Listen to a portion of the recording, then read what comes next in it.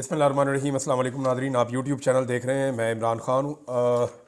सबसे पहले खैबर पख्तूनख्वा में ये ऐलान किया गया है कि पाकिस्तान तहरीक इंसाफ 3 रोज़ का सोग मनाएगी।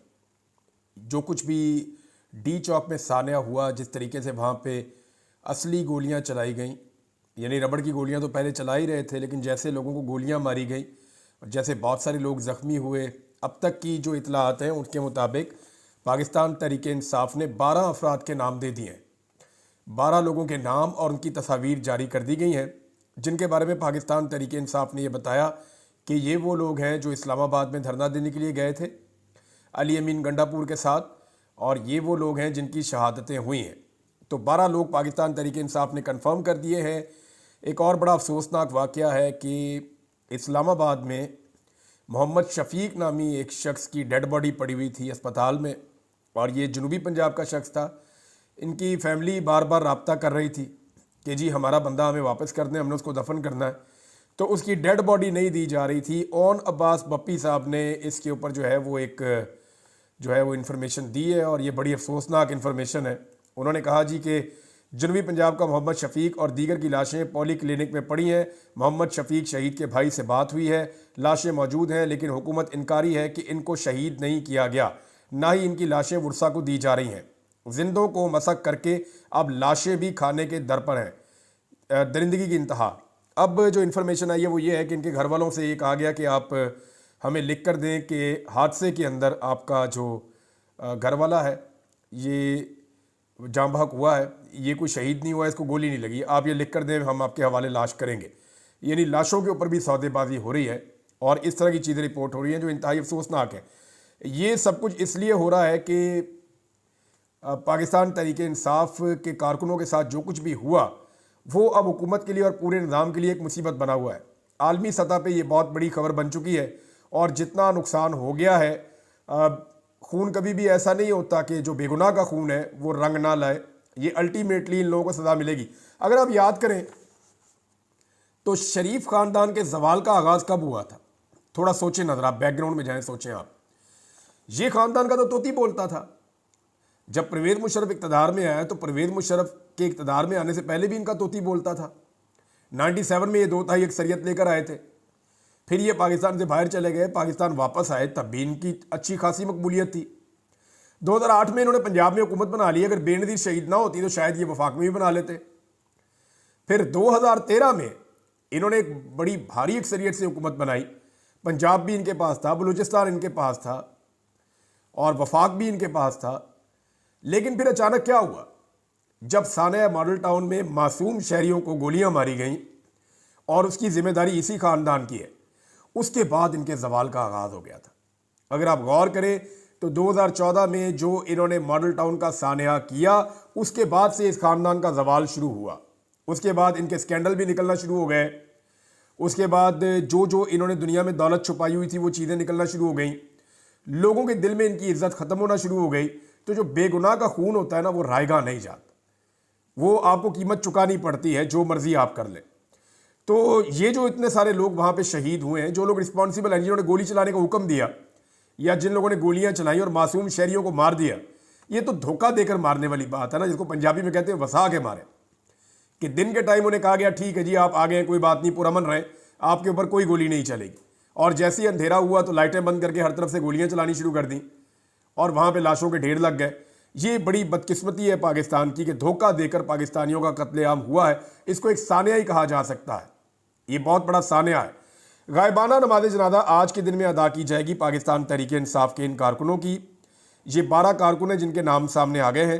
तहरीक इंसाफ बड़ी तेज़ी से अपना डाटा कंपाइल कर रही है। डाटा में 4 चीज़ें इकट्ठी की जा रही हैं। नंबर 1, कितने लोग शहीद हुए हैं जिनकी डेड बॉडीज अब तक रिकवर हुई हैं। कितने लोग ऐसे हैं जो ज़ख्मी हुए हैं, क्योंकि ज़ख्मियों में बहुत सारे ऐसे ज़ख्मी हैं जिन्हें गोली ज़रूर लगी, लेकिन वो इस्लामाबाद के किसी अस्पताल में नहीं गए, इसलिए इस्लामाबाद के अस्पतालों में उनका डाटा मौजूद नहीं है।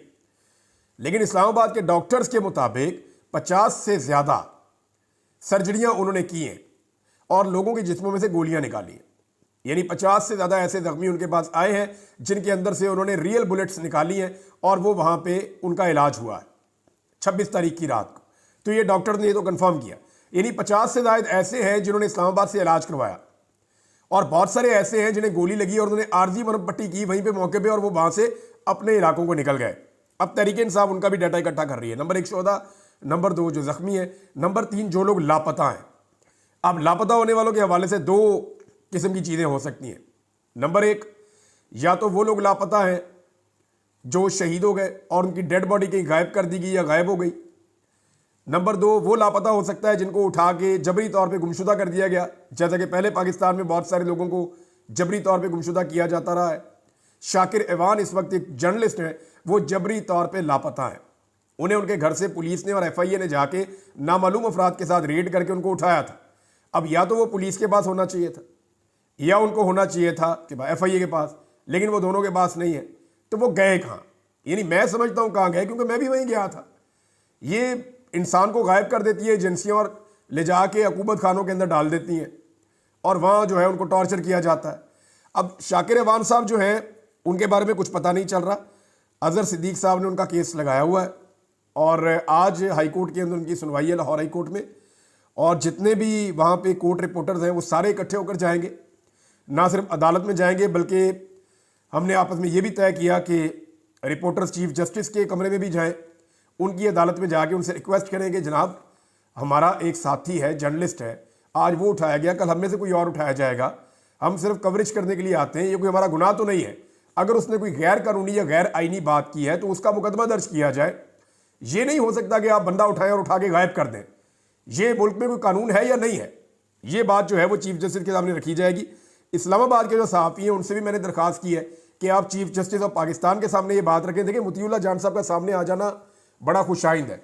मुतीउल्लाह जान ने सामने आने के बाद भी वही बात की है, और वो बात जो है असल बात भी वही है और बड़ी इंपॉर्टेंट बात है। मुतीउल्लाह जान ने कहा, जो उनका पहला बयान है कि PTI के शहीद कारकुनान को इंतज़ामिया छुपा रही थी, इस पर मैं काम कर रहा था, इसीलिए मुझे उठाया गया, लेकिन हम बिल्कुल नहीं डरेंगे, इदारों की साख को तबाह किया जा रहा है। ये मुतीउल्लाह जान साहब का पहला स्टेटमेंट है।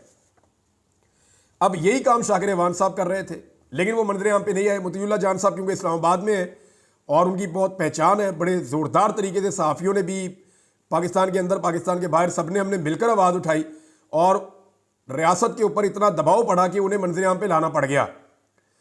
अब शाकिर एवान क्योंकि लाहौर में है और उनके लिए उस ज़ोरदार तरीके से आवाज़ नहीं उठ रही, तो मेरी सबसे गुजारिश है, फॉर गॉड सेक, ये कल को आग आपके दरवाजे पे आनी है, ये आप सारे भी उठाए जाएंगे बारी बारी, आप सबको भी मार पड़ेगी बारी बारी, आप सबके साथ यही जुल्म होगा बारी बारी। लिहाजा मेहरबानी करें और शाकिर महमूद एवान साहब के बारे में भी उसी ज़ोर से आवाज़ उठाएं जैसे मुतीउल्लाह जान साहब के बारे में उठाई है, और उनको भी इसी बात की सज़ा दी जा रही है कि जो खबरें मुतीउल्लाह जान साहब ढूंढ रहे थे उन खबरों को आगे पहुंचाने में और अपनी तरफ से खबरों पर तहकीकात करने में शाकिर महमूद एवान साहब का बहुत बड़ा किरदार था। अब एक और भी नादरीन खबर चल रही है। एक तो पूरी दुनिया के अंदर नमाज जनाजा अदा की जाएगी इन शोहदा की, और जो अपील की गई पाकिस्तान तहरीक इंसाफ की जानते शहबाज गिल साहब ने अपील की है कि तमाम यूरोप के अंदर, अमेरिका के अंदर जहाँ जहाँ पाकिस्तानी मौजूद हैं वो जुम्मे की नमाज के बाद गायबाना नमाज जनाजा अदा करें। जो शोहदा है डी चौक के, और उसके बाद उसकी वीडियो बना के वो उसके ऊपर प्रोटेस्ट करें और पूरी दुनिया को बताएं कि जनाब हमारे साथ क्या हुआ।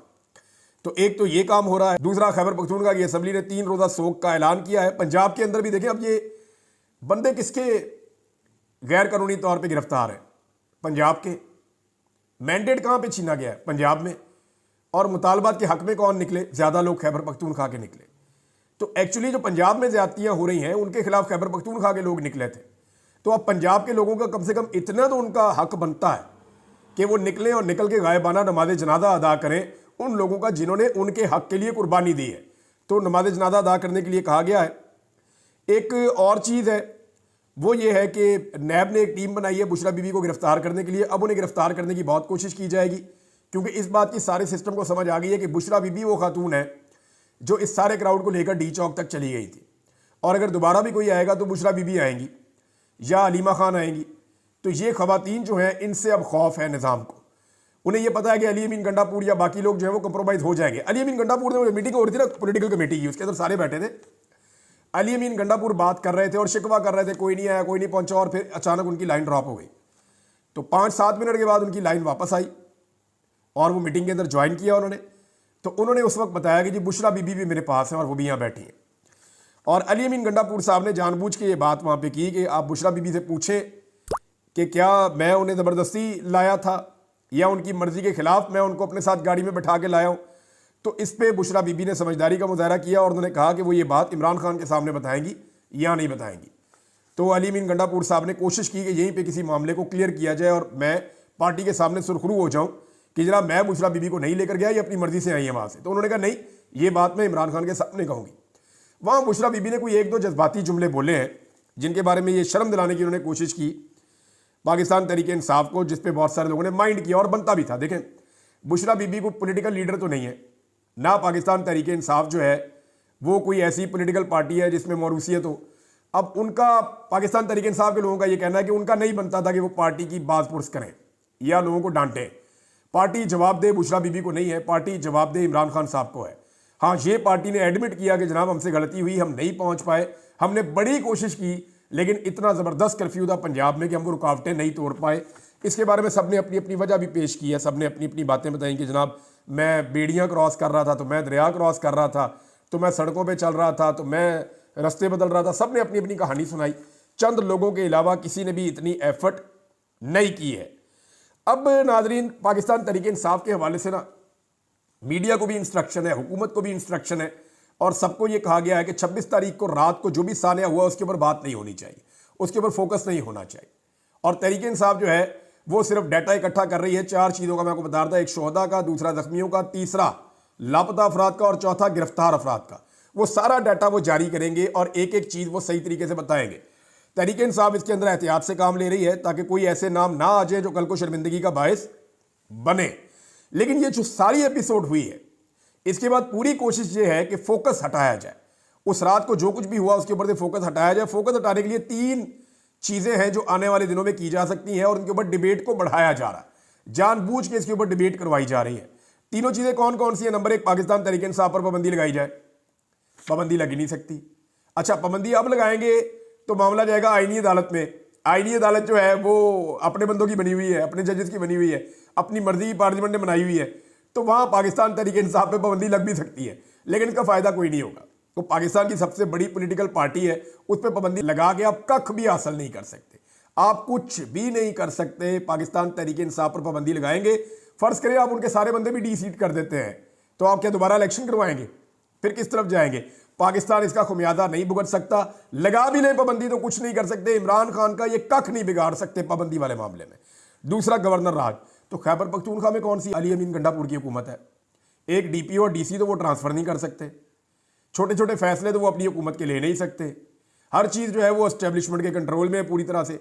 पुलिस एस्टेब्लिशमेंट के कंट्रोल में है, इंतज़ामिया एस्टेब्लिशमेंट के कंट्रोल में है, चीफ सेक्रेटरी एस्टेब्लिशमेंट के कंट्रोल में है। तो अली अमीन गंडापुर तो एक डमी वज़ीर आला है जिसको अच्छा खाने के लिए मिलता है और एक बड़ा घर मिला हुआ है और कुछ प्रोटोकॉल मिला हुआ है और कुछ इख्तियारात थोड़े बहुत हैं अली अमीन के पास। तो वो अगर गवर्नर राज लग भी जाए तो क्या फ़र्क पड़ता है? गवर्नर राज लगाएंगे तो इमरान खान का बहुत बड़ा पॉलिटिकल फ़ायदा करेंगे। अगर कोई कसर रह गई है खैबर पख्तूनख्वा में इनकलाब आने में तो वो भी पूरी हो जाएगी। अच्छा, तीसरी चीज़ ये है कि इमरान खान को मिलिट्री कोर्ट में ले जाने की कोशिश कर सकते हैं या इस डिबेट को बढ़ा सकते हैं। तो इमरान खान को मिलिट्री कोर्ट में, अगर ये सिर्फ बातें कर रहे हैं, डींगे मार रहे हैं, इनमें से कोई चीज़ हो सकता है ट्राई भी कर लें, इनका पता कोई नहीं है। वो जो सीधी गोलियां चला सकते हैं आम शहरियों के ऊपर, वो कुछ भी कर सकते हैं। अब इनसे कोई बईद नहीं है। ये बात आप जहन में रखें कि आपके दिमाग में हो ना कि ये वाली चीज़ आईनी और कानूनी तकाज़ों के मुताबिक नहीं हो सकती या ये वाला मामला तो कभी नहीं कर सकते, तो आप इनसे उम्मीद रखें ये कुछ भी कर सकते हैं। ये इतना सहमे हुए हैं, डरे हुए हैं इमरान खान से कि ये कुछ भी कर सकते हैं, किसी भी लेवल तक जा सकते हैं। भारत इमरान खान साहब को मिलिट्री कोर्ट में डालेंगे तो बैन अवी सतह पर प्रेशर बहुत ज़्यादा बढ़ जाएगा और वो प्रेशर फिर इनके नाक में दम कर देगा। वो प्रेशर वैसे भी बढ़ता जा रहा है, बहुत सारे आलमी रहनुमाओं के ट्वीट्स आ रहे हैं, उनके बयानात आ रहे हैं और अभी आने वाले दिनों में ये जो इस्लामाबाद में हुआ इसके ऊपर तहकीकात हो रही है। एम्बेसियाँ भी अपनी अपनी रिपोर्टें लिख रही हैं, आलमी मीडिया भी अपनी अपनी रिपोर्टें लिख रहा है। आप आने वाले 1-1.5 हफ्ते के अंदर इसके अंदर आप बहुत सारी डेवलपमेंट होती हुई देखेंगे। इसको दबाने की पाकिस्तान में जितनी मर्जी कोशिश की जाए, लेकिन ओवरसीज पाकिस्तानी इस मसले को दबने नहीं दे रहे। नून लीग की सबसे ज़्यादा फूक निकली हुई है। वजह क्या है? नून लीग की फूक निकलने की वजह यह है कि नून लीग को इस बात की समझ आ गई है कि अब हमारा अवाम के अंदर जाना कभी बनता ही नहीं। फिलहाल इस वक्त तो अवाम के अंदर बिल्कुल नहीं जा सकते क्योंकि अवाम हमारी दुर्गत बना के रख देगी। इनको अंदाज़ा हो गया है कि लोग पंजाब समेत पूरे मुल्क में इनका भुड़कस निकाल देंगे, लोग इतने गुस्से में, और ये लोगों में जाने के काबिल नहीं रहे। इन्होंने पाकिस्तान तहरीक इंसाफ की बढ़ती हुई ताकत देख ली है और जितनी इन्होंने फस्तायत की है उतनी ही पाकिस्तान तहरीक